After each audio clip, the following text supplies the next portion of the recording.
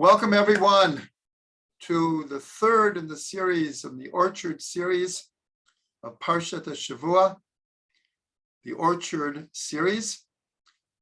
We're now going to discuss Parshat Noach. As always, so much to discuss. So I picked out one aspect. I think everyone knows the basic story. God comes to Noach and says he's fed up, fed up with humanity, and he's going to bring a flood. And Noach fulfills all the commands that God gives him. He builds an ark, and he brings his family. After 120 years, we're told, it took 120 years to build the ark. He brings his family and all the animals 2 by 2 into the ark. 40 days and 40 nights of rain, and the waters from below also flooded the world. And then God says to Noach, "Say mina teva," go out from the teva, and here's your chance for a new world. Here's your chance for a new world. And we're told that nonetheless, Noach is concerned. Maybe this is going to happen again. Like, how do we know it's not going to happen again? And this is the part that we're going to discuss tonight, is God makes a covenant with Noach. This is the first time that the concept of covenant is used in the Torah. And the covenant will be that God will not destroy the world again through water. And the sign of the covenant is the rainbow. So that's what I want to discuss tonight. I want to focus in on the sign of the covenant being the rainbow. So first, I'm going to bring a couple of ideas from the Gemara. This is, for anyone who wants to see, this is in Baba Batra 16a, if anyone wants to see what we're discussing here. So the sages make a comment and say, anyone who doesn't have sufficient honor for God, it's better that they weren't born.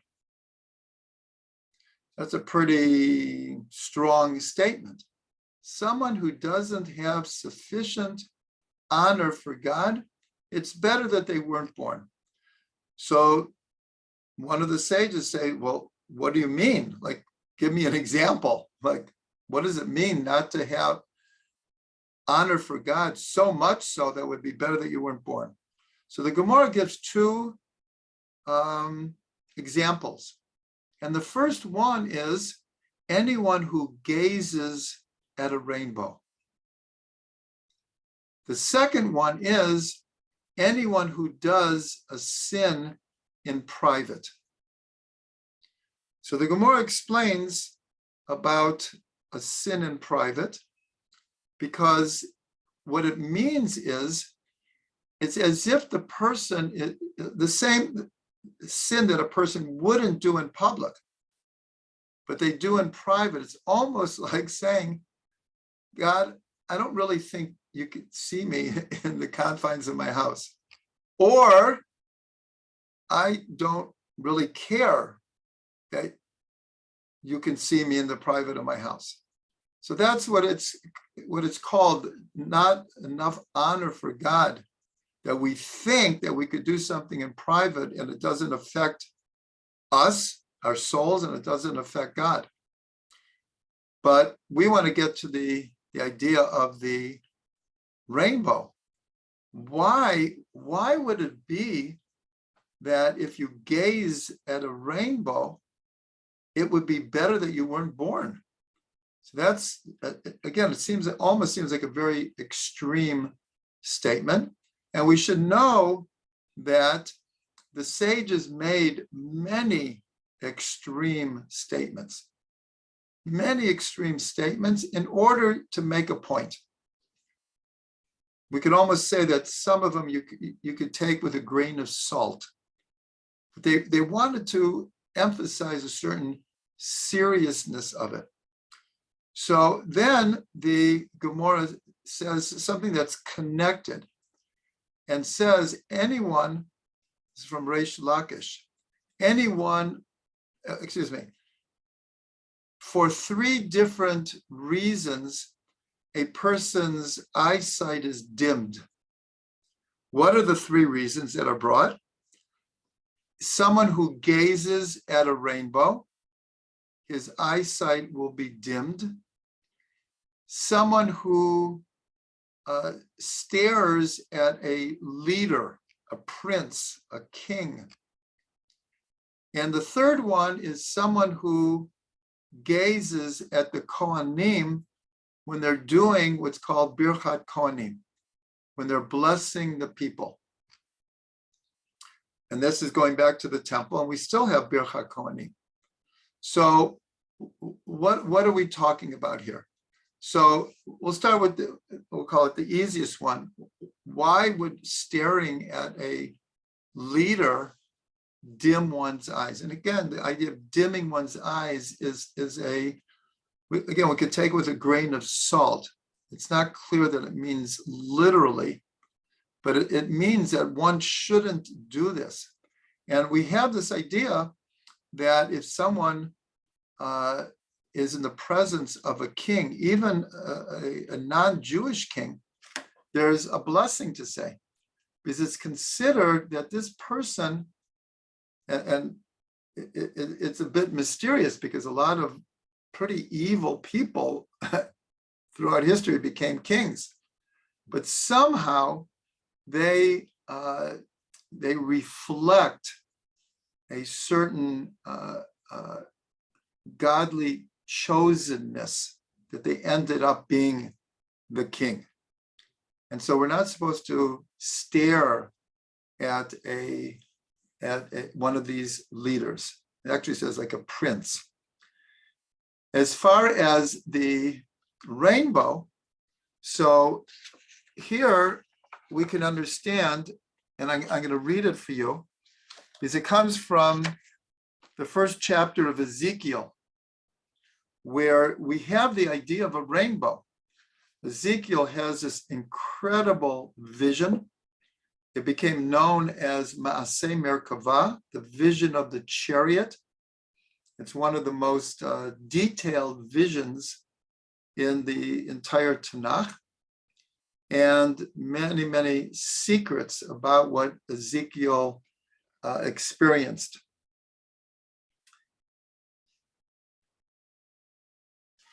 One second. Okay, so in this vision, he sees chashmal.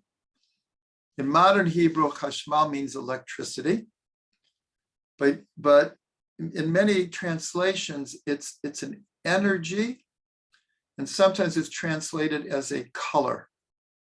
So this is what it says in Ezekiel. It says, "And I saw something like the likeness of chashmal, like the appearance of fire around about enclosing it, as the appearance of the bow that is in the cloud in the day of rain."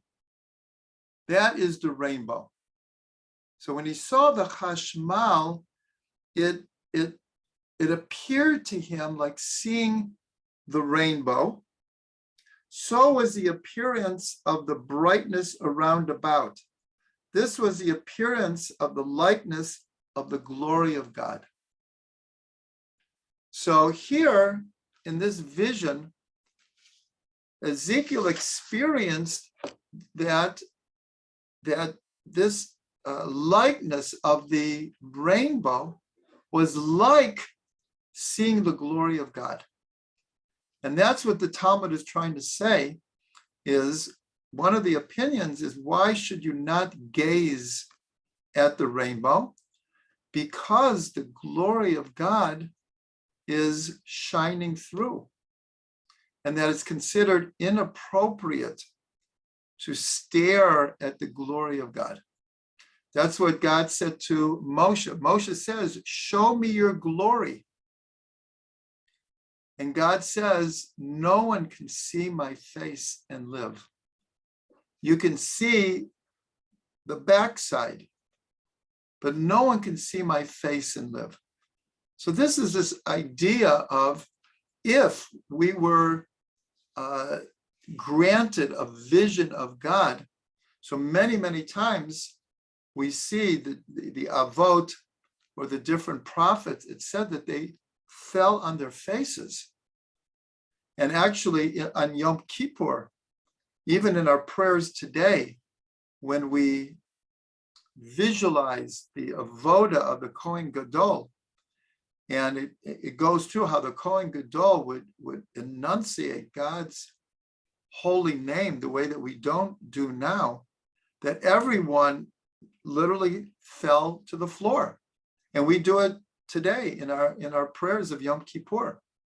So that's why this is how we understand that someone who doesn't have honor for God, who thinks they could just stare at the glory of God, it would be better that they weren't born. In other words, again, with a grain of salt, it's like an extreme way of saying, don't stare at a rainbow. But then we have this idea, it's a bit paradoxical, because we're allowed to look at a rainbow. And in fact, we have a blessing that we say when we see a rainbow, and you can't say the blessing unless you actually see it. But there's a difference of looking and we'll call it staring and gazing. So just so everyone knows, what is the bracha? So it is Baruch Atah Hashem, blessed are you God, Elokeinu Melech HaOlam, our God, the King of the universe, Zocher HaBrit, who remembers the covenant, V'ne'aman b'brito, and he's faithful in his covenant that he made, V'kayam b'mamaro, and he establishes exactly what he said. So that is the blessing that we see. So now we could go a little bit deeper and understand what is the symbol of the rainbow. What is its meaning? And so the rainbow, in a certain sense, is the full spectrum of color, of light. And what's interesting is there are 7 colors to a rainbow. And in Hebrew, the word for 7 is sheva, shin, bet, ayin. And the word for color in Hebrew is tseva. The last 2 letters are exactly the same as sheva. Sheva, tseva. Because there are 7 cardinal colors to the rainbow. And we know that light is paradoxical. In fact, for anyone who has my book, this is called The Mystical Nature of Light. But you'll see that the subtitle is The Divine Paradox of Creation. Because light, in its spiritual form, the whole book is about the paradox of light, physical light and spiritual light. And in science, so what is the paradox of light? In short, the paradox of light is that it expresses itself as a particle and a wave, which in a certain sense is mutually exclusive. Either it's a wave or it's a particle. But the fact that light expresses itself as both, to this day, has baffled scientists. Now, obviously, science has learned to harness the electromagnetic force. Our whole world is based on the electromagnetic force. But if you ask any scientist, do you understand really what light is and how it operates? No, it's paradoxical. There's another paradoxical idea of light, is that light as a particle are photons. Photons are massless. So then the question is, if it's massless, like, is it real or is it not real?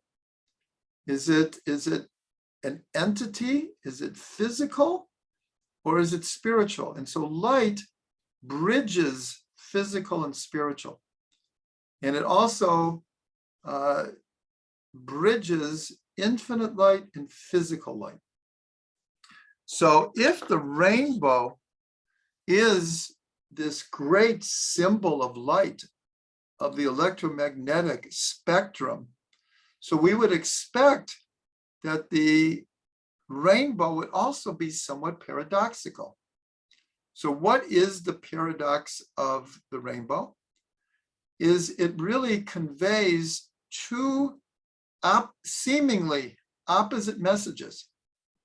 The first one is, and this is actually why we're told that we shouldn't stare at a rainbow, because there's a rainbow as an assurance that God won't destroy the world again through a flood. But God did destroy the world through a flood. And so the rainbow reminds us of this judgment.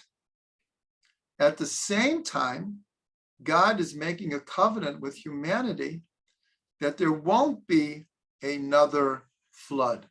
So this is God's compassion. So here we have dual meaning of the rainbow. It's simultaneously a message or a sign of God's judgment that he did destroy the world through water, and God's promise and God's compassion not to do it again. This was his covenant with Noach. So now we can understand a little bit more why we shouldn't stare at it. And so here there's a very, very deep message here.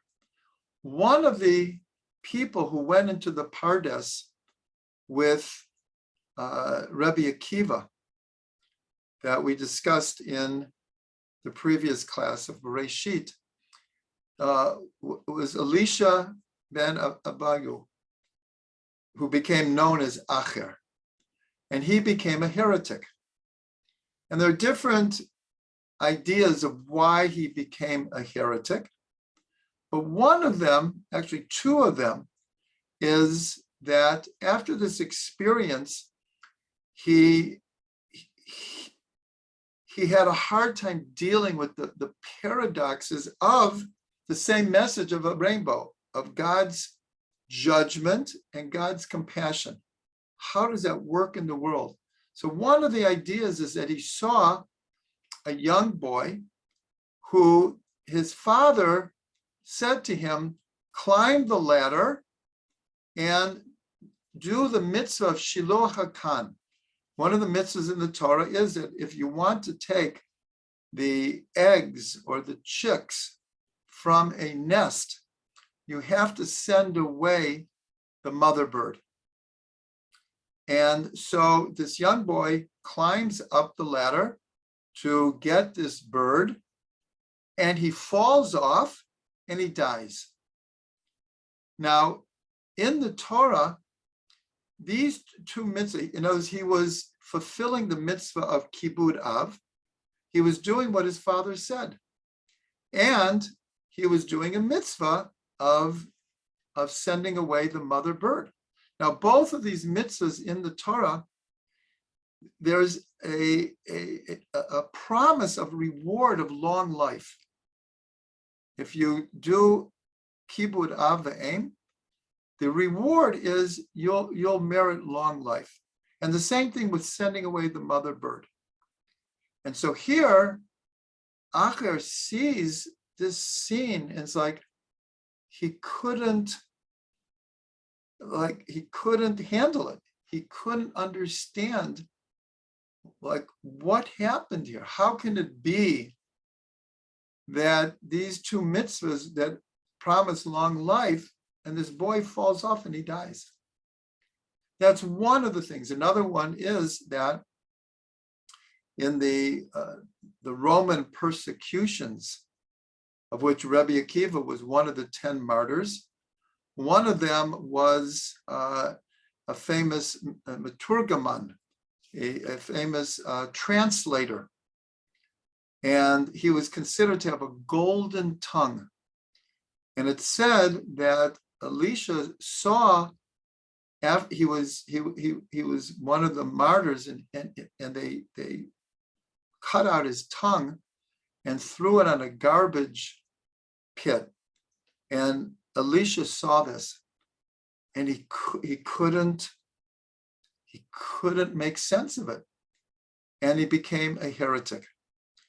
And so one of the ideas here of not staring at the rainbow is this whole idea of judgment. And this is a very, very difficult subject, where I'll just give an example that at a funeral, this is such a difficult thing. Someone just lost a loved one. But at the funeral, that we do what's called siduka din. We say God gives the soul and God takes it back. God, we don't know. God knows. It's called justifying the judgment. So here, the idea of not staring at the rainbow is like saying not staring at things that we can't understand. And in fact, going back to the discussion of anyone who doesn't show sufficient honor to God, it would be better that they weren't born. So they actually connect it to a different teaching of this idea of what's that.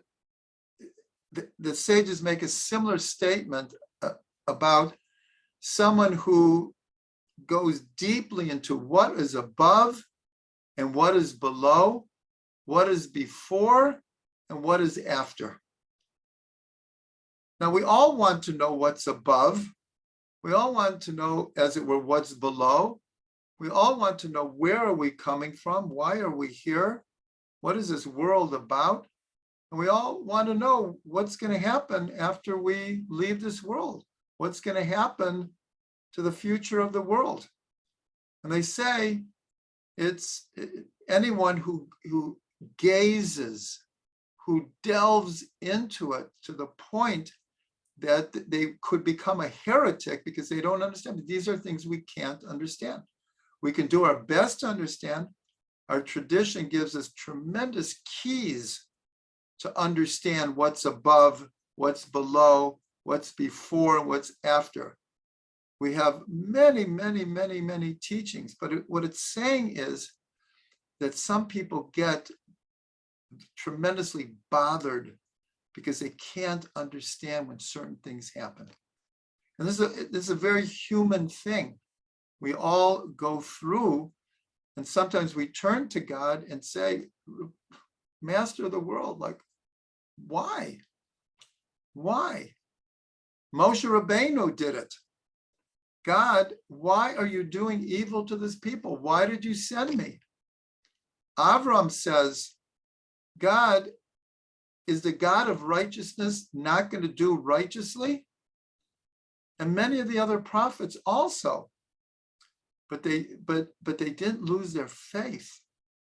They got to a place, like it's known that the Lubavitcher Rebbe, many, many, many times in Farbrengens, in front of thousands of people, would cry out, Ad Matai, Master of the world, how long is this suffering going to last? But there's a difference of saying it, feeling it, crying over it, and staring at it and gazing at it till you lose your faith. So that's what the Gemara is trying to tell us in extreme language, but it's trying to tell us there are things that we simply don't understand, and not to delve too deeply into it. Everything has a reason. Everything has its logic, but only God knows these things. We can do our best to understand. We could ask God, please help me understand. That's very legitimate, but not to become a heretic over the things that we can't understand. They can bother us, but not to gaze at them. So this is a very important teaching. So I want to end with just a beautiful idea from Rav Ginsburg, going back to where it says that there are three things that make one's eyes dim. One of them was staring at a rainbow, and the other was staring at the Kohanim when they're duchanim, when they're doing birchat Kohanim. Now, today, and we know that when the Kohen does the blessing, first of all, they put the talus completely over their head and their hands. And under the talus, I can't do it, many people can do, spread their fingers. And when they say the blessing, this is the motion that's happening. It's coming through their hands. And we're told, even today, not to look at the Kohanim when they're giving the blessing. And okay, even if you look a little bit, not to stare, not to gaze. We're told in the temple that the Shekhinah hovered over the Kohanim when they were giving the blessing. And we still believe that there is a divine energy coming through the Kohanim. So here we see there's some kind of connection between a rainbow and the Birchat Kohanim. So Rav Ginsburg just says an amazing, amazing thing.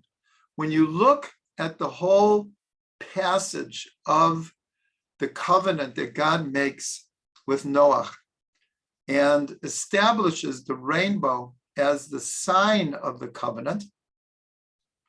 So the rainbow is called the keshet, which literally means a bow.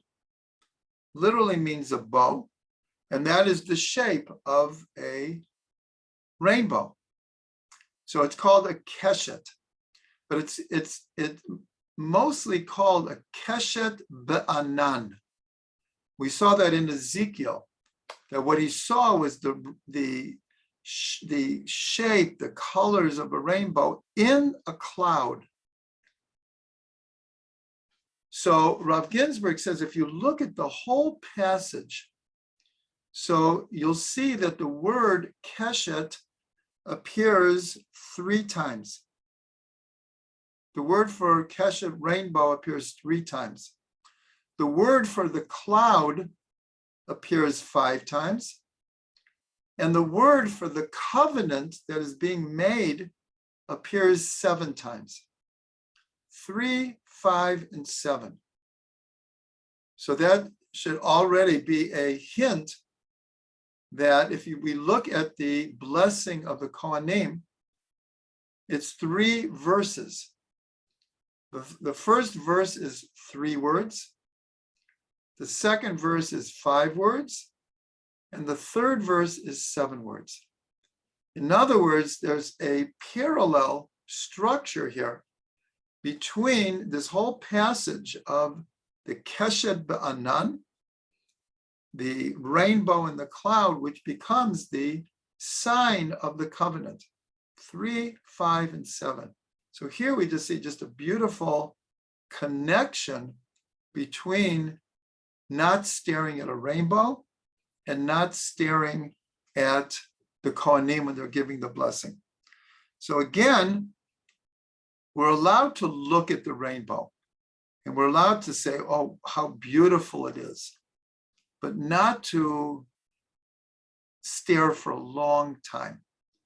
Because the sages wanted to express an idea here, which we talked about.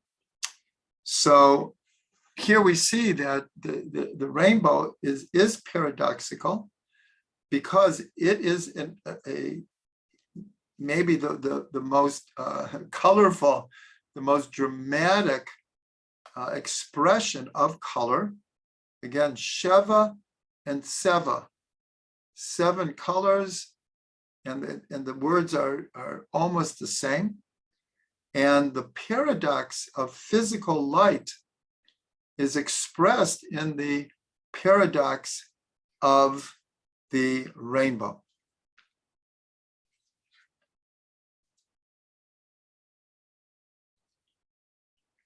Okay, so we'll end with a blessing. We'll end with a blessing that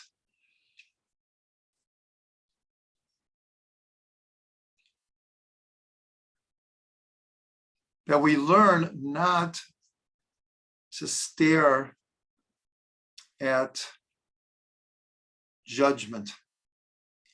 Now, we connect it very much to what's happening now.